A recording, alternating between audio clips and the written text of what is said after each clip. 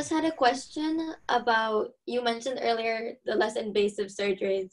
How has that affected your expectations when applying to be a surgeon? Mm.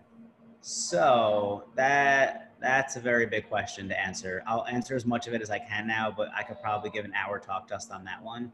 Uh, so there's a lot of really cool stuff with open surgery. You know, it's big incisions, your hands are in there. It's easier for your teachers in the OR, like your attending surgeons, to teach you because their hands are right there next to you. So oftentimes you get to do a little bit more. You know, it's kind of like the big surgical stuff.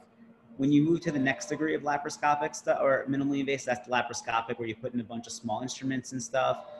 They have to, it's kind of more graded responsibilities as you go on and get to do that stuff, because there's only so many instruments in the belly and their hands aren't right next to you. So you have to kind of work with them, gain their trust. So it's a little harder to be, it takes a little bit longer, a little more difficult to teach. But you know, you come out of general surgery residency capable of doing almost any procedure that you need to do coming out of a general surgery residency. So whether it's an open procedure or a laparoscopic procedure.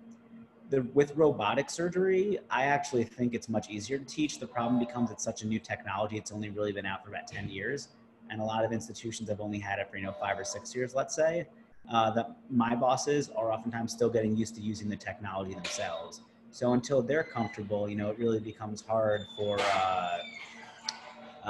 them to let you do stuff. But the more you're there, the more you're doing, the more they teach and they let you do. And the way the robotic consoles work is, so I might be sitting there doing stuff with the instruments, and they have the ability from their console to actually override and take over the equipment. That way, if they feel like I'm doing something unsafe or they need to show me something, it allows them to kind of go through on the screen there. So it definitely alters it a little bit in the training, but like anything else, you want to go to a program that's going to train you well. I feel like I've gotten that training here. Just a matter of working within the confines until I get more comfortable.